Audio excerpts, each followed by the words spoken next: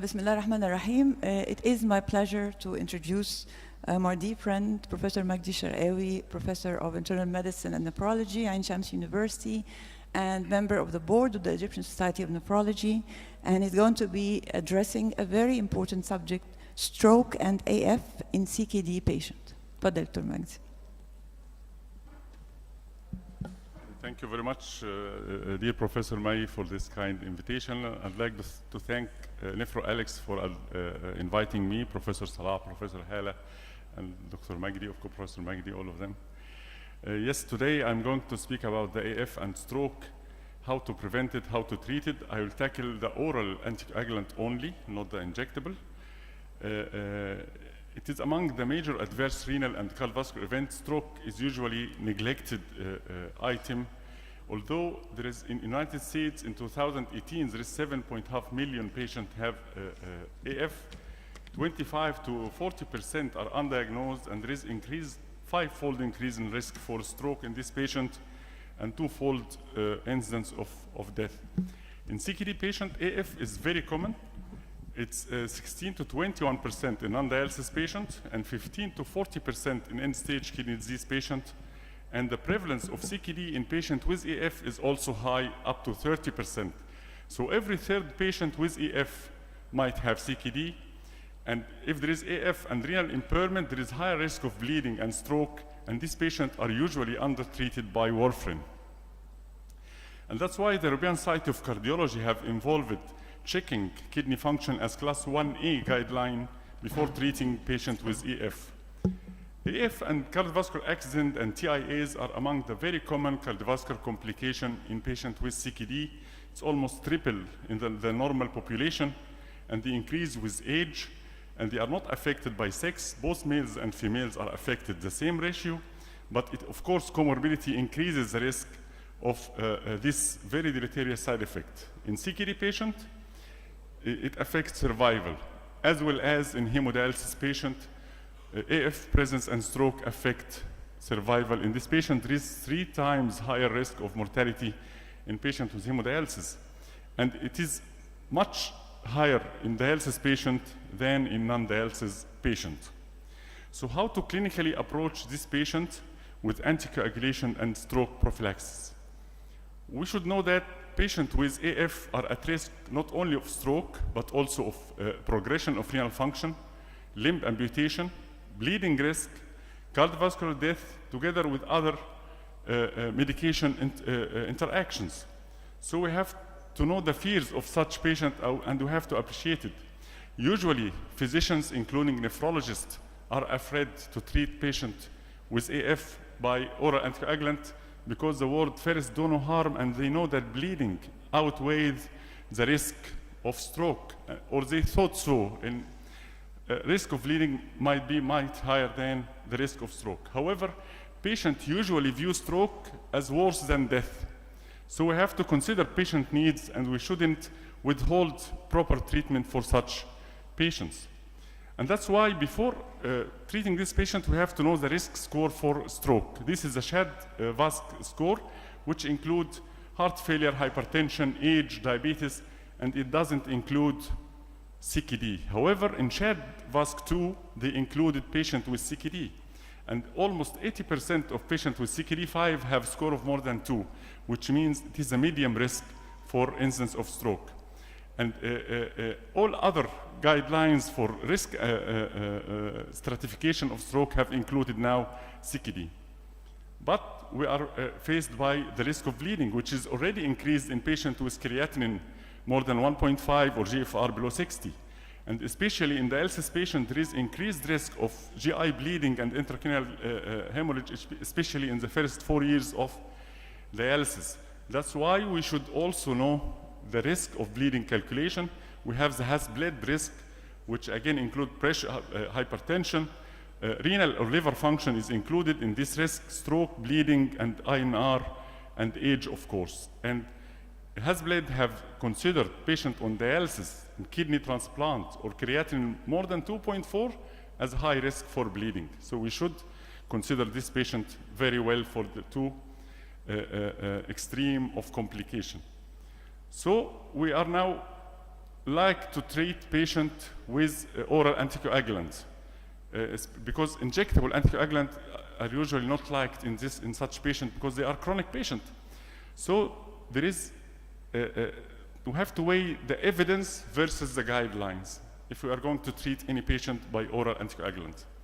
However, this is very lacking. This is a very recent review article on how to prevent and treat stroke in patients with CKD, and it showed that it is very complex to treat patients with CKD by anticoagulant because we have to plan a treatment strategy including age, frailty of the patient, the CKD stage, diabetes, proteinuria, transplantation, and dialysis patient. And especially in dialysis patient, we have to consider intradialytic anticoagulation, which should be calculated together with the risk of oral anticoagulant that we are going to provide for the patient. And what this review said, that most guidelines, if not all, are based on observational studies or post hoc trial or retrospective trial or very small limited trial. And this is the way in most of CKD trial. And there is a need for dedicated stroke prevention trials in population with CKD, especially those on dialysis. And these are the guideline that was published through the last 10 years. The NICE guideline was the British guideline. They stated antiplatelet therapy, blood pressure control, and we may consider apixaban in preference to warfarin in patients with CKD 30 to 50.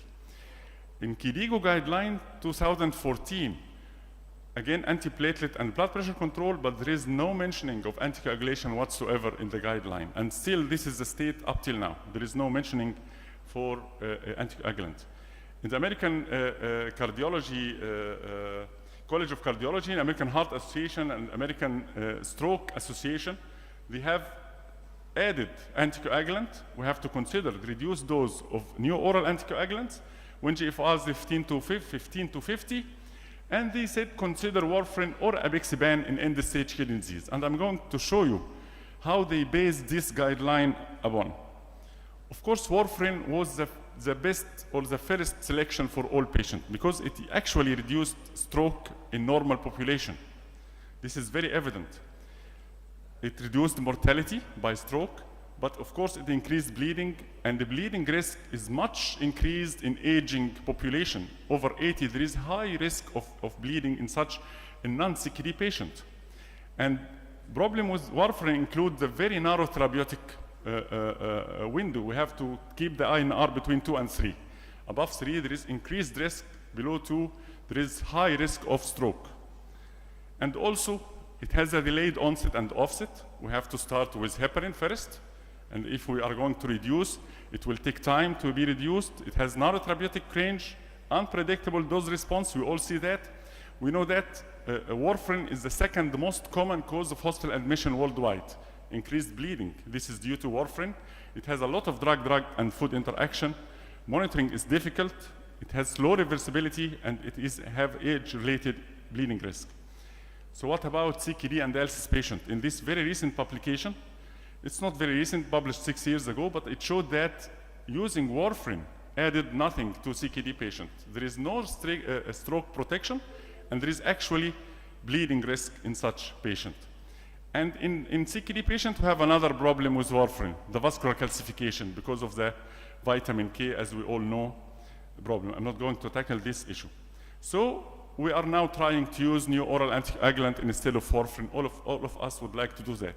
We have the direct factor 10 antagonist, rivaroxaban, apixaban, edoxaban, and we have the thrombin 2 inhibitor, which is dabigatran. They are approved by the FDA for non-CKD patients for warfarin, rivaroxaban, and apixaban for treatment of AF, for venous thrombosis, prophylaxis, and treatment, while dabigatran and endoxaban only for treatment of venous thrombosis and not for prophylaxis. They proved very good effect in reduction of stroke, as well as less bleeding risk. And in CKD patient, in mild to moderate, stage 2 to 3, GFR between 30 and 90, there is high quality data support their use. But in moderate risk, in stage 4, 15 to 25, there is limited data support the use. And pharmacologic studies allow for use with dose reduction, but there is no patient data, there is no sufficient patient data. And in end-stage kidney disease, it's more worse in dialysis patient because majority of studies suggest lack of benefit and possible harm. Dabigatran should never be used in dialysis. Rivaroxaban has safe drug level based on modeling. Apixaban, safe and effective based on modeling and retrospective data only, and there is no prospective data regarding apixaban. That's why the American Heart Association in 2018, they've said it is not recommended in end-stage kidney disease to use other than warfarin. But the FDA approved the use of apixaban in dialysis patients in 2018, and it is later on published by the American Heart Association 2019 that we can use apixaban in patients with dialysis by dose 2.5 milligram twice daily. But I'm going to show you how this is not the way now. Today we have another studies. Of course, not all of them are removed by the kidney. Maybe dabigatran is a major removed at the kidney, and the rest are the same regarding kidney removal. They have some studies, including some CKD patient. Maybe the major study that included CKD patient is the ROCKET AF with rivaroxaban. The other two studies have included patients with low risk for stroke. The Aristotle by apixaban and the Relay by dabigatran. They included patients with CKD. Almost 21% in ROCKET have CKD, and 19% in dabigatran group have CKD. But only in rivaroxaban group, they reduced the dose to produce the effect. And they have showed that they reduce major bleeding, even in patients with CKD. This is a real-world study. It is not a randomized study. And in this ROCKET study, when they used rivaroxaban by 15 milligram, major risk was reduced, intracranial hemorrhage was reduced, stroke was numerically reduced, and the mortality was also numerically reduced. But the cardiovascular death was reduced by 20% by using new oral versus the warfarin. And so they studied patients with less GFR by the two doses by rivaroxaban, and they have showed that in patients with GFR 30 to 50, there is reduced risk of stroke and systemic embolism. And in patients with GFR 50, there is the same effect. And with less risk of bleeding, regardless the level of creatinine or GFR. Also, the limb amputation in this study was reduced, and the major adverse cardiovascular event was significantly reduced in patients using rivaroxaban as a new oral, and limb amputation again was reduced. And so they studied rivaroxaban in patients with stage 4 and 5. This is a very recent study, and they have showed it is not less than warfarin in protection, so it might be considered in treatment of patients with advanced CKD. They showed no benefit, but they showed no harm by using this medication. And there are studies now regarding preservation of kidney function. This is a study of new oral in patients with AF and chronic kidney disease. One of them, again, retrospective, German insurance claim database study. It is not a randomized controlled trial, but it showed that the incidence of end-stage kidney disease was reduced, and the AKI was significantly reduced by rivaroxaban, while apixaban, there is significant reduction of end-stage, and AKI was numerically reduced. In patients with diabetes, the same result, reduction of end-stage and AKI in rivaroxaban group and end-stage in apixaban group. And this is another study in the US market scan claim, which means retrospective study, showing the same reduction of progression of kidney disease and reduction of AKI with rivaroxaban. And they concluded that it might decrease the risk of AKI in stage 5 CKD. So they actually reduce the risk in patients with AF. What about dialysis? Because many of our patients are dialysis patients. This is the pamphlet or the monograph of the two products, the apixaban and the rivaroxaban, and both of them in the European standard, they don't use it in patients with end-stage kidney disease. However, according to the FDA, they approved apixaban in patients with end-stage kidney disease by a dose of 2.5 twice daily. That's why nowadays the major drug to prescribe to patients end stage is apixaban, and rivaroxaban in patients with CKD 30 to 50 or to 45 GFR. However, there are many controversies about apixaban. This is a study included 500 patients using apixaban versus 1,500 patients using oral anticoagulant. It showed that apixaban use may be associated with lower risk of major bleeding. It is not significantly reduced bleeding than warfarin. And in another more recent study, just published last month, they compared apixaban versus no oral anticoagulant whatsoever in patients in long-term dialysis with atrial fibrillation, and they showed stroke was reduced only with the dose of 5 milligram and not reduced with 2.5. And the bleeding was extremely high in patients receiving 5 milligram and the minimal increase in patients receiving 2.5 milligram. So they concluded that primary outcome was not achieved. There is no significant difference between using apixaban or not using anything at all, and there is higher risk of intracranial or fatal bleeding with apixaban. What about rivaroxaban? Again, the leaflet in the United States still don't use it in dialysis patients. However, there are many recent studies. This is the last year's study comparing rivaroxaban versus warfarin in patients with AF in undergoing hemodialysis, showing reduction also numerical in stroke and ischemic bleeding and major bleed. And it might be again maybe prescribed in patients with dialysis patients with less risk of major bleeding compared to warfarin. Another more recent study, January 2020, comparing rivaroxaban versus apixaban in patients with end-stage kidney disease, and it showed there is no difference between both groups. When you use 15 milligram rivaroxaban or 2.5 milligram apixaban, there is no difference whatsoever in anything, in any endpoint. So they concluded that both drugs can be used with similar risk of systemic embolization and major bleeding. That's why back to square one. All this study is based on observational, low-quality study, retrospective study, post-hoc study, and we need a dedicated stroke prevention trial in order to get into what we need, should we use them or not.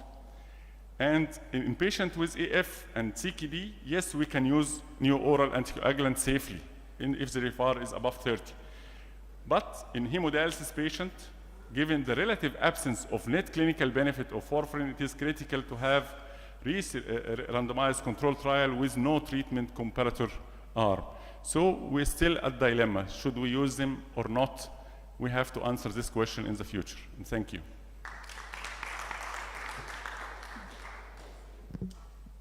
Thank you very much, Professor Magdy. A very comprehensive talk. And let me ask you, what would you do yourself for your dialysis patients? What do you prefer to give? Usually these patients are not only seen by us, it's seen by cardiologists and by other, maybe vascular surgeon, and they put them on warfarin, and we don't bother. But they come back to you and you tell them what to do. Actually, I cannot, I don't prescribe any oral in dialysis patient. I think don't? Professor Hisham agree with me. I don't prescribe in dialysis patient up till now.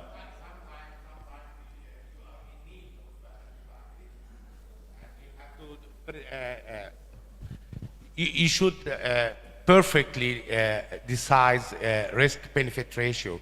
And if you have in need, we have a lot of cases of recurrent showers and strokes. So you have to give anticoagulation. So what would you prefer? I give apixaban.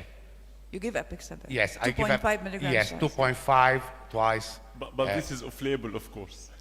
Yes, yes, but we have to do. I'm just raising this because, as you said, we don't have big trials that we can depend on. So Professor May, what are you doing? I'm doing this. You are giving apixaban? Yes. Okay. Yes. Yes, I think it's declining the use of warfarin and other at the moment. Dr. Magdy. Another dilemma. There is no single randomized control trial in transplant patient with AF. Not a single trial. I tried to search everything. I think Professor Hussein now arrived and he knows this well. I think the major disadvantage of this class of drugs is that they lack monitoring. There is no monitoring test, Yes. and also antidote, except dabigatran. It has I an totally antidote. agree with you. That's Yes, why this is- I don't I prescribe saw them. a horrible bleeding in some Yes, patients with this. if the patient bled, you can do nothing Yes, for him. yes, we can do and anything. even there is an antidote for this medication, but it's not present in For Egypt, dabigatran only. and it is very Not expensive. very expensive. Yes, I agree. Yeah, thank you. Very nice presentation to Magdi. And here 2 points only regarding the rivaroxaban. In patients with CKD, we have to be very careful because many of these patients, they might have deterioration of the kidney function, and GFR might drop without follow-up, and there will be toxicity of the drug because they depend on renal clearance. Apixaban is much less, but rivaroxaban, we have to be very careful with GFR monitoring because many of them will progress without any follow. The other point, when we prescribe a medication and look in the trial, we have to look at the absolute benefit, not the relative. Because Yes. the patient might improve by 30% relative benefit, but the absolute only 0.1. So we shouldn't be fooled by the results of the study, and we have to know, is it an absolute risk or absolute benefit, relative risk or relative benefit? I'd like to add that in the FDA approved apixaban for dialysis patient based on a study on 8 patients. 8 patients only. So again, it's very difficult to answer the question. Okay, let me ask you, would you prefer to give warfarin or give nothing at all? I usually give aspirin. Okay, thank you very much, Professor Magdi. Thank you very much.